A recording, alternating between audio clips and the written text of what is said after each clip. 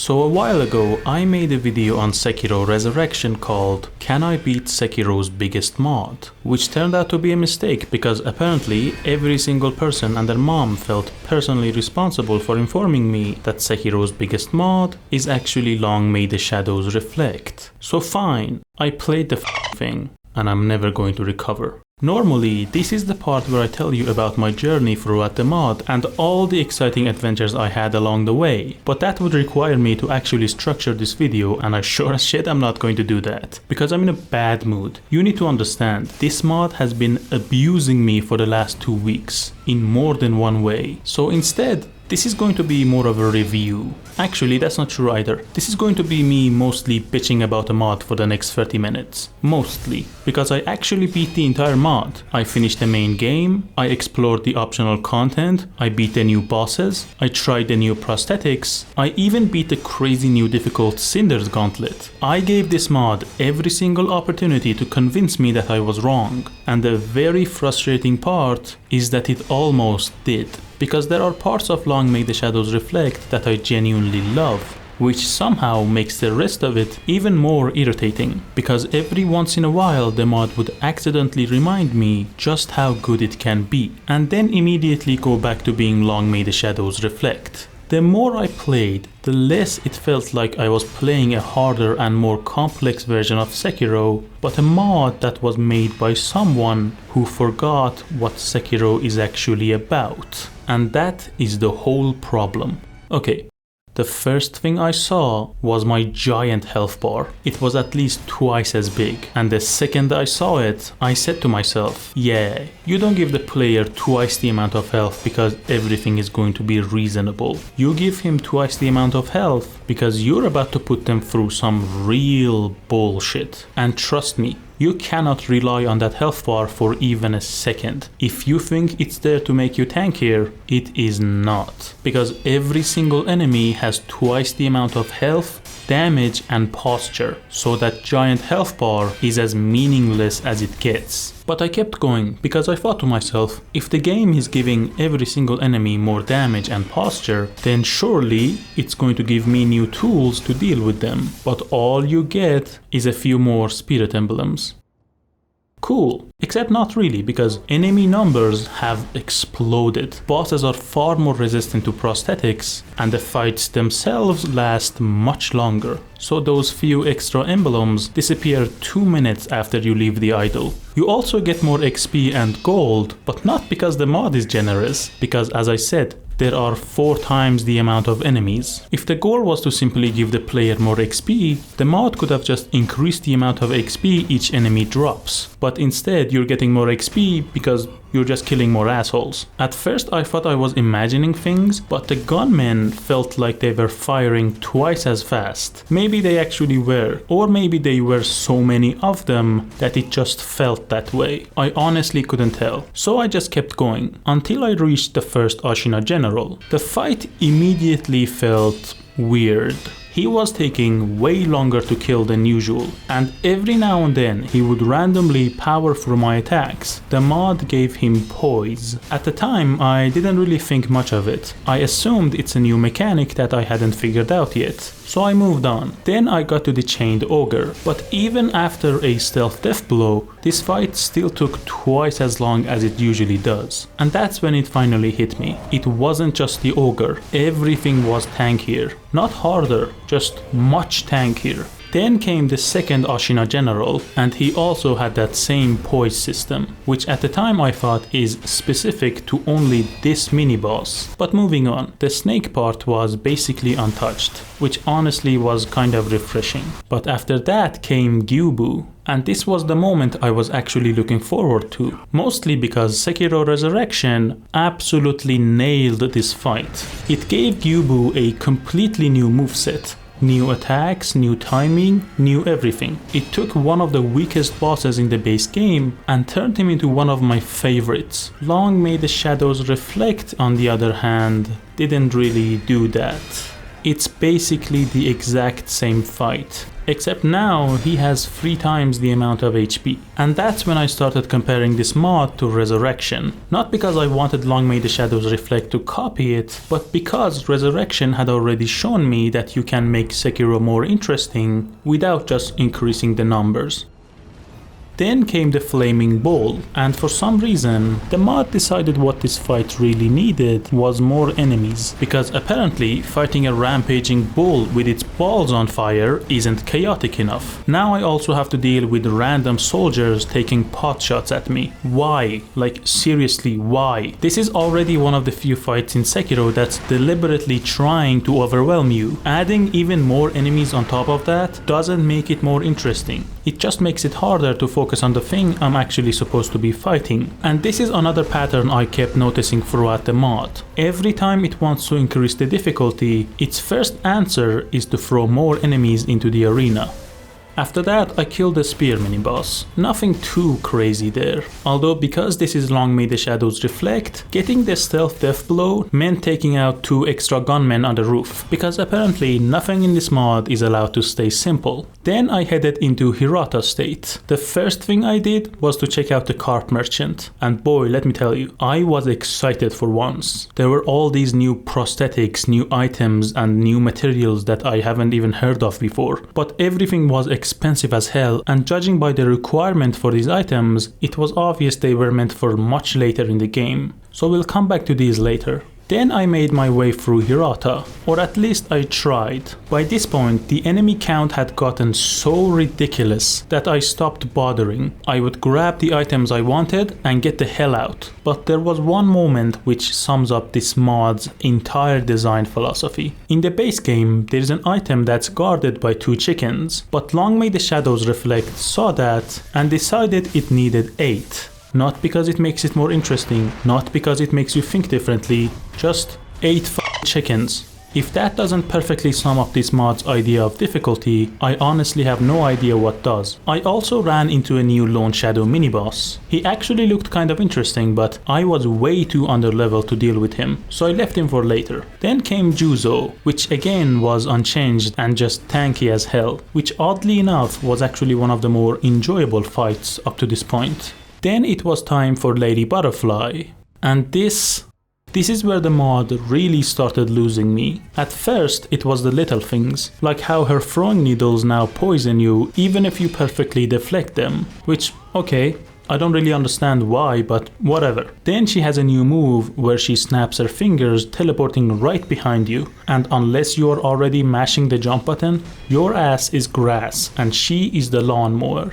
But honestly, none of that was really a problem. These I can easily deal with. The real problem was poise. This was the point where I realized it wasn't just the Ashina generals. Lady Butterfly would randomly decide my attacks no longer matter. Sometimes she would stagger, sometimes she would not. And I could never figure out why. There was no pattern, there wasn't a tell. There wasn't a move where I would say, okay, this one has hyper armor, so I need to be careful.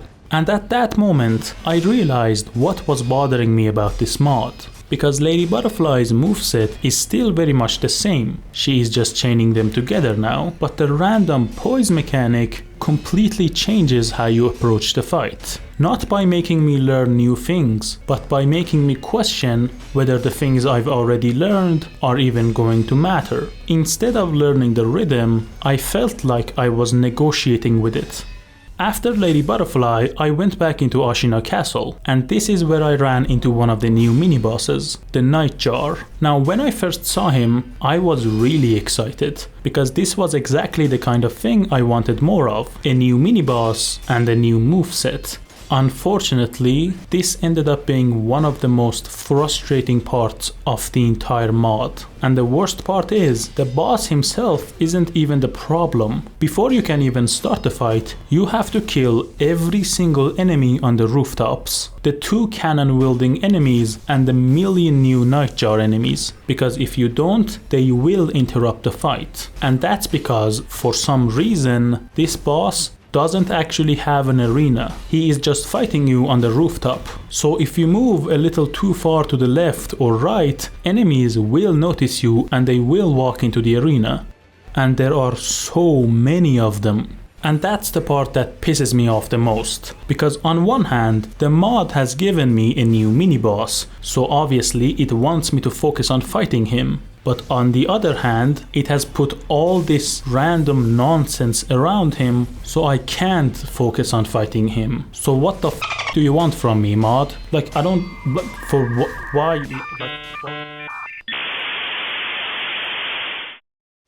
I cannot understand for the life of me, why would anyone betray their own hard work like this? Why would you go through all the trouble of turning this guy into a mini-boss, give him all this new shit, make him summon dogs out of his ass, and just bury it under a mountain of annoying crap just to ruin the experience? I genuinely cannot understand. Like, I'm not even mad anymore, I'm just confused. And here's the crazy part. I did not kill him. He actually bugged out and fell off the castle. And worst, he didn't drop anything. Nothing. After all that. Like, you can't make this stuff up. I'm sorry for doing this again, but I have to compare this mod to Sekiro Resurrection again. Because in Resurrection, this same enemy is turned into a mini-boss. But unlike this f***ing mess, it actually knows how to make it work. First of all, there aren't a million enemies before you reach him. Second, he actually has a custom-made arena. Third, he doesn't have random poise. And fourth, he actually drops something worthwhile. Honestly, this was such a disappointment that I actually stopped playing the mod for a while. After that disappointing mess, it was finally time to head inside Ashina Castle. By this point, there were so many new enemies that I didn't even pretend I'm going to fight them. I just ran straight to the next idol. Then I came face to face with the Ashina Elite, and honestly, this fight was awesome. He was relentless. The pressure never really stopped, but unlike every single boss up to this point, it never felt unfair. I could actually see what was happening and react. Honestly, it was a great change of pace. But it wasn't the only one, because it was finally time for Genichiro. Now, after everything I had been through up to this point, I'll be honest with you, I was fully expecting another disappointment, but instead, I got one of my favorite fights in the entire mod. Seriously, I loved this fight. His new moveset feels amazing. It feels like Genichiro, but with enough new attacks to constantly keep you on your toes. His arrows now do fire damage even if you perfectly deflect them, which sounds like something I would normally complain about, but honestly it wasn't a big deal, because the fight itself was just that good. The first phase is great, the second phase is even better, and even the lightning phase, which does have moments where he just summons lightning out of his ass, is still very good, because it's tied to specific combos, so I could actually learn it. Every time I died, I understood why. Every single attempt, I got a little bit further. And that's exactly what I want from a Sekiro boss. This is what I've been talking about. The fight is much harder than the base game, but it's harder because it's asking me to learn something new, not because it throws random bullshit at me. And it proved something. Long may the shadows reflect can make incredible bosses. After taking care of Genichiro, I went back into Hirata State to finally kill that lone shadow boss. And this was another fight that I absolutely loved, because this is exactly how I imagined a purple shadow would fight. I love his moveset. He's sneaky, he surprises you, he is a trickster, but it's all done in a way that doesn't destroy the rhythm of the fight. It felt exactly like fighting a shinobi should, but unfortunately he dropped shit. No, I mean it. Literal doo-doo. And the dragon's blood droplet. You know, the thing I can buy for 200 gold. So thanks for nothing. Another thing about this mod is that it can feel very careless at times. Take the other Lone Shadow mini-boss for example, the one inside Ashina Reservoir. I actually think his new moveset is awesome, because later on you fight the same guy in one of the new gauntlets, which I will talk about later. The problem is, this moveset does not belong in this arena. Every single attack pushes you into a corner, and if you know anything about Sekiro's camera, you already know that's a death sentence. sentence. 95% of this fight was just me fighting the stupid camera. And this is the part that really bothers me, because all you need to do is to fight this guy once, just once, and you will immediately realize this moveset does not belong in such a small arena. Which brings me in one of two conclusions. Either the person who made this never actually played this fight, or they just don't care about the player's experience, because I genuinely cannot think of any other explanation. And this is the part of the mod where curses are introduced. Curses are a new mechanic, and from this point on, almost every single boss or mini-boss has some sort of curse attached to them. The way curses work is actually pretty simple. If you don't perfectly deflect certain attacks, you get cursed. And there are multiple kinds. One drains your health like a super poison, one disables your resurrection, another one turns your health and posture into one, so a single attack means death, and so on and so forth. Now honestly, I think these are an interesting addition, except there is one problem. The curses stay even after you resurrect, and that makes absolutely no sense, because in Sekiro, resurrection is your second chance. It's a moment of clarity, a moment to realize what you did wrong, plan your next move, get up and try again. But these curses make your second chance absolutely meaningless, because it doesn't matter what you plan anymore.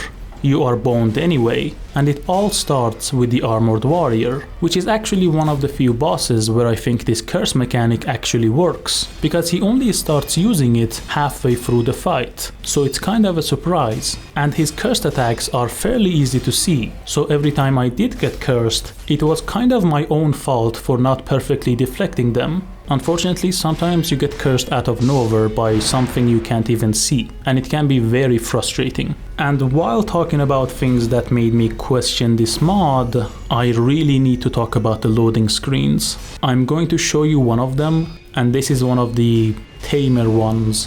One that is not going to get me demonetized, because most of them are... just look at this.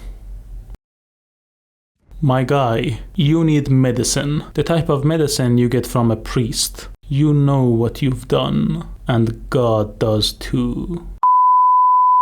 Okay, look, originally I was going to show you the rest of my playthrough. I had everything recorded and the video was basically finished. But then I watched it back in a more clear state of mind, and I realized something. It was just me bitching about the same things over and over again, even more than I already have, because every single point I've talked about so far, it only gets worse. At every single corner, there is some asshole waiting to ambush you. At every corner of this mod, there is some sort of bullshit just waiting for you. And honestly, it just wasn't fun to watch. I could spend another 20 minutes showing you every single example, but at that point, I'm just repeating myself. So instead, I want to focus on some of the more interesting parts of this mod. The things that actually made me curious, the new prosthetics and the Cinders Gauntlet. But before I move on to the new content, there is one thing I really need to show you. Remember at the start when I said bosses are way tankier? I feel like I need to show you just how bad it is. And the best example for this is the monkey. The first phase of this fight, in an honestly near perfect attempt, took me 8 minutes. And not because I was struggling to survive or because I didn't understand the fight, but because I just wasn't doing any damage. And just to show you how insane that is, a while ago I attempted a Sekiro challenge where I was not allowed to upgrade my damage or posture in any way, nothing. And in that challenge, the entire monkey fight, both phases, took me 7 minutes to beat, the entire boss. In Long May the Shadows Reflect, the first phase alone took longer. And the problem isn't just your damage, your attack opportunities are so limited. You spent most of the time waiting for that one opportunity so you can hit him a few times, before going back to deflecting for another 2 minutes. And the worst part is, the moveset isn't even that different. The ape isn't suddenly this crazy new boss who requires an insane amount of skill. He basically just throws more shit at you, literally. And honestly, I was yawning throughout this fight. And not in a sarcastic way. I wasn't like, oh my god, this is so stupid, yawn. No, I was genuinely bored of deflecting the same attacks over and over again. How do you do that? How do you make Sekiro boring? This is so unnecessary. You could have just left the health bar alone and his new moveset would have made this a fantastic fight. But instead, it is just a pain in the ass. Okay, now we can talk about the new prosthetics. You get most of them from the carp merchant, but before you can even craft them, you need these new cursed tools, which you get from defeating the new cursed mini-bosses. One of them was a chicken with absolutely nothing special about him. Anyway, the prosthetics themselves are interesting. They got new effects and new animations, like the red spear which poisons enemies and does decent health damage, but gameplay wise it's still just a spear. But some of them I couldn't even figure out. There is one that looks like butterflies, but it works like Miss Raven's feathers, but I genuinely have no idea what it is supposed to do differently. There are also a bunch of new consumable items. One does this massive AoE attack, another one does whatever this is. The problem is, I never used any of them. Not because they were useless, but because the game already expected me to juggle a million different mechanics at the same time. By the time I got these new toys, I already had more than enough on my plate. Some of the prosthetics are even locked behind the new gauntlets, like the feather of the Great Demon, which despite what the name and the icon suggests, is actually a shuriken. And that pretty much sums up how I feel about the new gear. It's neat, and I'm glad it's there, but I never felt like they changed the game enough to justify what you have to go through to get them. Okay, now let's talk about the Cinders gauntlet, or I should say gauntlets. So as you can probably guess, in each gauntlet you fight 3 to 4 bosses back to back. And honestly, I absolutely love these fights, because it's pretty much the exact opposite of everything I've been complaining about. First of all, you get a massive arena. Second, you don't have random enemies interrupting the fight. And third, these bosses don't have the life expectancy of a tortoise. They actually take damage. Okay, don't get me wrong. They still very much feel like the guy who made them was on some sort of battery acid. They are still very much crazy, but they're not bullshit. Sure, the random poise system is still here, but I don't even care because the fights are just that good. And each gauntlet feels very unique. Each gauntlet has multiple variations of the same mini-boss. Let's take these little guys for example. You know, the ones Ishin calls rats? Yeah, them. One of them is actually invisible and you have to fight him without locking on, and the only thing you see is his glowing eyes. Then there is a fire version who is a big fan of explosions, and a cursed version. Each one forces you to approach the fight differently. It felt like the mod was actually asking me to learn instead of just surviving.